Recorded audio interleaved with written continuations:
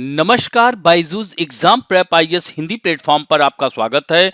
दोस्तों, आज हम लोग 12 फरवरी 2023 के दैनिक क्विज की चर्चा करेंगे, जो कि आपके आगामी संघ लोक सेवा आयोग की प्रारंभिक परीक्षा के दृष्टिकोण से लाभदायक सिद्ध हो सकता है।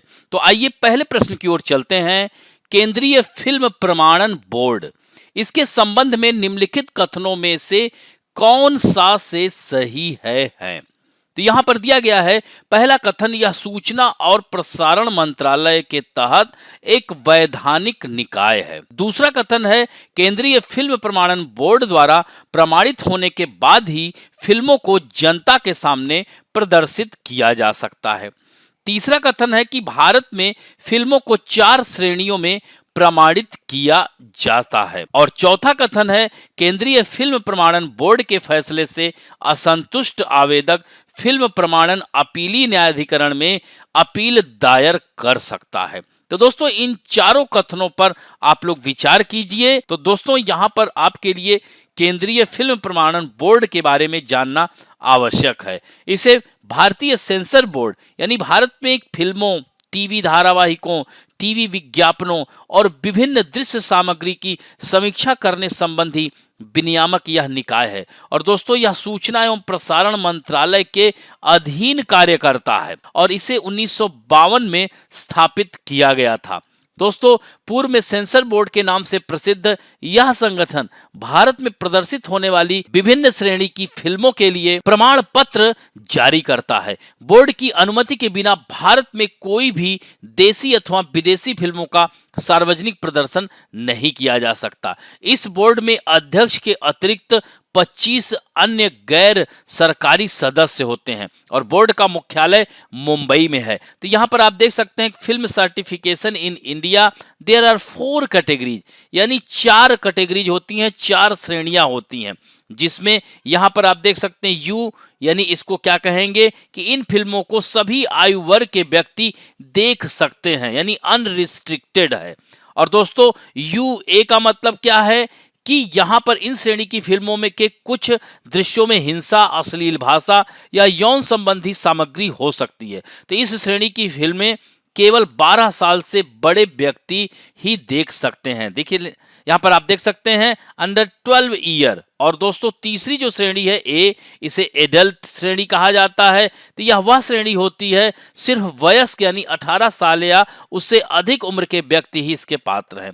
और चौथा है एस, यानी only for special class of person, यानी इसका क्या मतलब हुआ, यह विशेष श्रेणी है और विरले ही प्रदान की जाती है और यह उन फिल्मों को दी जाती है जो विशिष्ट दर्शकों जैसे कि इंजीनियर या डॉक्टर आदि के लिए। द सिनेमेटोग्राफी एक्ट 1952 के तहत इसकी स्थापना की गई थी। और दोस्तों, यह जो है इसका निर्णय अंतिम निर्णय माना जाता है। तो इस तरह से इसमें उत्तर क्या होगा, 1 भी सही है, 2 भी सही है, 3 सही है, चौथा नहीं सही है। अतः उत्तर 1, 2 और 3 सही होगा। अब बढ़ते हैं दूसरे महत्वपूर्ण प्रश्न की ओर। अगस्त्यारकूदम के संबंध में निम्नलिखित कथनों पर विचार कीजिए। दोस्तों, यह पश्चिमी घाट के नैयर वन्य जीव अभ्यारण्य में स्थित है। तो दोस्तों, यह अगस्त्यारकूदम क्या है, केरल की दूसरी सबसे ऊंची चोटी है, 1868 मीटर इसकी ऊंचाई है। दोस्तों, यही नैयर वन्य जीव अभ्यारण्य भी है। तो यह पश्चिमी घाट पर्वत है। तो इस तरह से पहला कथन सत्य हो जाता है। दूसरा है, अगस्त्यारकूदम अगस्त्यमाला बायोस्फीयर रिजर्व का एक हिस्सा है जो केरल और तमिलनाडु के बीच सीमा पर स्थित है। दोस्तों, अगस्त्यमालाई बायोस्फीयर रिजर्व, इसके बारे में तो आपको पता ही होगा कि यह यूनेस्को की लिस्ट में भी यह शामिल हो चुका है और यह केरल तमिलनाडु की सीमा पर स्थित है। अतः दूसरा कथन भी सत्य है। तीसरा है थामिरबरानी, इसे ताम्रपर्णी नदी के नाम से भी जाना जाता है। दोस्तों, इसका उद्गम अगस्त्यकूदम चोटी से ही होता है, यह भी कथन सत्य है। अतः उत्तर इसका डी होगा। तो दोस्तों, इससे संबंधित खबर द हिंदू में आई हुई है, इसे आप लोग जरूर देखेंगे। और इसके साथ साथ यहाँ पर आप मानचित्र में भी देख सकते हैं, यहाँ पर ताम्रपर्णी नदी यह देख सकते हैं। तो यह एक कह सकते हैं कि तमिलनाडु में बहने वाली यह सदा नीरा नदी है, यानी पेरिनियल रिवर है ये। तो यह भी ध्यान रखेंगे, यहीं पेरियार नदी भी है, वैगेई नदी भी है। इन सब को भी जरूर देखिएगा और इस पॉइंट को भी ध्यान रखिएगा। अब बढ़ते हैं तीसरे महत्वपूर्ण प्रश्न की ओर। क्वासी क्रिस्टल के संबंध में निम्नलिखित कथनों में से कौन सा से सही है? तो दोस्तों पहला कथन है कि क्वासी क्रिस्टल का उपयोग सर्जिकल उपकरणों, एलईडी लाइट्स और नॉन स्टिक फ्राइंग पैन में किया जाता है। यह कथन एकदम सत्य है। दूसरा है, इनकी तापीय चालकता खराब होती है जो इन्हें बहुत ही इंसुलेटर बनाती है। दोस्तों यह भी कथन सही है, अतः इसमें उत्तर क्या होगा? दोनों होगा, तो इसमें उत्तर सी होगा। दोस्तों क्वासी क्रिस्टल, जिसे अर्ध आवधिक क्रिस्टल भी कहा जाता है, तो यह कांच के अनाकार ठोस यानी धातुओं और अन्य खनिजों के साथ साथ सामान्य कांच के विशेष रूप और सटीक पैटर्न के बीच कहीं परमाणु रूप से पदार्थ बनता है। दोस्तों क्रिस्टल की तरह क्वासी क्रिस्टल में एक क्रमबद्ध संरचना होती है, लेकिन पैटर्न इसके काफी सूक्ष्म होते हैं और यह नियमित अंतराल पर पुनरावृत्ति नहीं करते। इसके बजाय क्वासी क्रिस्टल दो अलग अलग संरचनाओं से बनते हैं जो एक गैर दोहराए जाने वाले सारणी में इकट्ठे होते हैं। लेकिन अब ऐसा प्रतीत होता है कि क्वासी क्रिस्टल दुनिया में सबसे आम संरचनाओं में शुमार है। दोस्तों यह क्वासी क्रिस्टल अपने उच्च शक्ति और हल्के वजन के लिए जाने वाले यौगिकों में बनते हैं जो एरोस्पेस और अन्य उद्योगों में भी संभावित अनुप्रयोगों का सुझाव देते हैं। तो दोस्तों यहां पर आप लोग देख सकते हैं कि द हिंदू में आई हुई खबर है कि scientist report finding A third natural source of quasi crystals. अब बढ़ते हैं चौथे प्रश्न की ओर। सत्यार्थ प्रकाश के रचयिता कौन थे? दयानंद सरस्वती, गोपाल कृष्ण गोखले, महात्मा गांधी या राजा राम मोहन रॉय? तो दोस्तों इसमें उत्तर होगा दयानंद सरस्वती।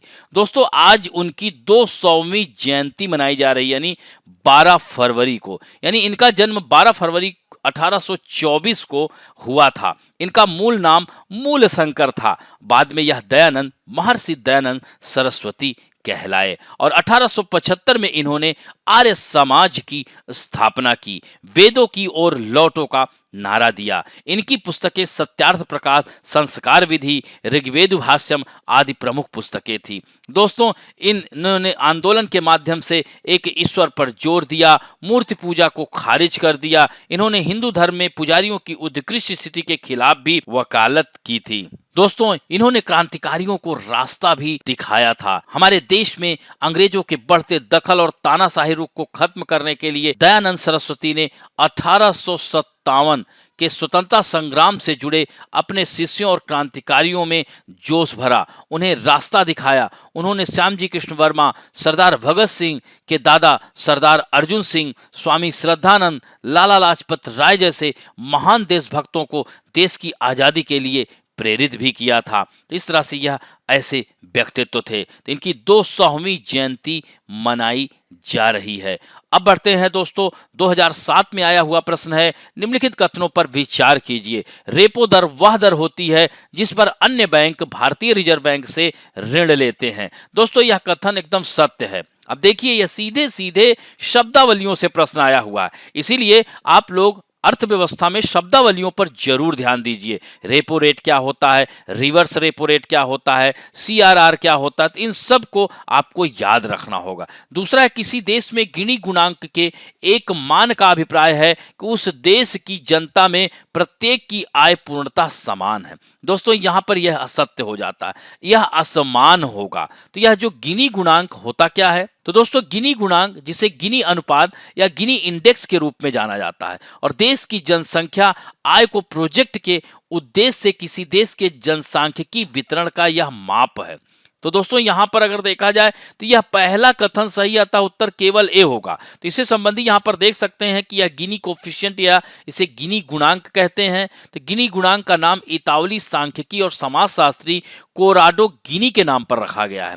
और दोस्तों गिनी गुणांक को कैसे मापा जाता है, तो यहां पर देख रहे हैं ना, जीरो इंडिकेट परफेक्ट इक्वालिटी, और उसमें क्या था, इक्वालिटी की बात कर रहा था। 1 इंडिकेट परफेक्ट इनइक्वालिटी, असमान। तो यहां पर देख सकते हैं ना क्या कह रहा है कि समान। तो यह क्या है, जीरो के बारे में कह रहा है, ना कि 1 के बारे में। तो यहीं से आपको इसका उत्तर मिल जाएगा। अब बढ़ते हैं आज के फैक्ट ऑफ द डे में। हम बात करेंगे 12वें विश्व हिंदी सम्मेलन की। तो दोस्तों इस बार का जो विश्व हिंदी सम्मेलन है वह फिजी देश में आयोजित किया जा रहा है। और दोस्तों यह 15 फरवरी से लेकर के 17 फरवरी के बीच आयोजित किया जाएगा। दोस्तों यहाँ पर आप देख सकते हैं कि पहली बार विश्व हिंदी सम्मेलन 1975 में, उसमें तत्कालीन प्रधानमंत्री इंदिरा गांधी, तो नागपुर में आयोजित किया गया था और इस तरह से दुनिया के कई हिस्सों में विश्व हिंदी कॉन्फ्रेंस का आयोजन किया गया, जिसमें America, United kingdom, Mauritius, Trinidad and Tobago जैसे कई देश शामिल हैं। और दोस्तों आपको बता दें कि वर्ष 2006 से, तब तत्कालीन प्रधानमंत्री मनमोहन सिंह हुआ करते थे, उन्होंने 10 जनवरी को विश्व हिंदी दिवस के रूप मनाने के लिए घोषणा की और 2006 के बाद से 10 जनवरी को हम विश्व हिंदी दिवस मनाते हैं। तो दोस्तों अगर हम बात करें कि विश्व हिंदी दिवस और राष्ट्रीय दिवस से कैसे अलग है, तो हिंदी भाषा के प्रसार प्रचार के मकसद से हर साल 14 सितंबर को राष्ट्रीय हिंदी दिवस भी आयोजित किया जाता है। आमतौर पर इन दिनों को लेकर के लोगों में इसमें भ्रम रहता है, तो ध्यान रखेंगे कि राष्ट्रीय हिंदी दिवस 14 सितंबर को मनाया जाता है, विश्व हिंदी दिवस 10 जनवरी को आयोजित किया जाता है और इस तरह से विश्व हिंदी दिवस भाषा को दुनिया भर में प्रचार करने के लिए फोकस किया गया है। और वहीं राष्ट्रीय हिंदी दिवस की बात करें तो भारत में फोकस रहता है। तो इस तरह से 14 सितंबर 1949 को देश की संविधान सभा ने सर्वसम्मत से हिंदी को राजभाषा के रूप में अपनाया था। यही कारण है कि हर वर्ष 14 सितंबर को हम राष्ट्रीय हिंदी दिवस मनाते हैं। तो यह महत्वपूर्ण है, ध्यान रखिएगा। और इस बार का थीम जो है पारंपरिक ज्ञान से, यानी traditional knowledge to artificial intelligence, तो इस बार का जो हिंदी कॉन्फ्रेंस का यह थीम रहेगा। और इस तरह से कह सकते हैं कि संयुक्त राष्ट्र संघ में हिंदी भाषा को एक महत्वपूर्ण स्थान दिलाने में यह महत्वपूर्ण योगदान दे रहा है विश्व हिंदी सम्मेलन। अब दोस्तों आज के लिए आप लोगों के लिए पहला प्रश्न है, केंद्रीय फिल्म प्रमाणन बोर्ड का वर्तमान में अध्यक्ष कौन है? और दूसरा महत्वपूर्ण प्रश्न है कि दोस्तों विश्व हिंदी सम्मेलन अभी तक भारत में कितनी बार आयोजित किया गया है? तो इन दोनों प्रश्नों के उत्तर जरूर दीजिएगा। आशा करता हूं कि आज का वीडियो आप लोगों को अच्छा लगेगा और यदि अच्छा लगे तो प्लीज लाइक, शेयर, सब्सक्राइब और बेल आइकन दबाना ना भूलें। धन्यवाद।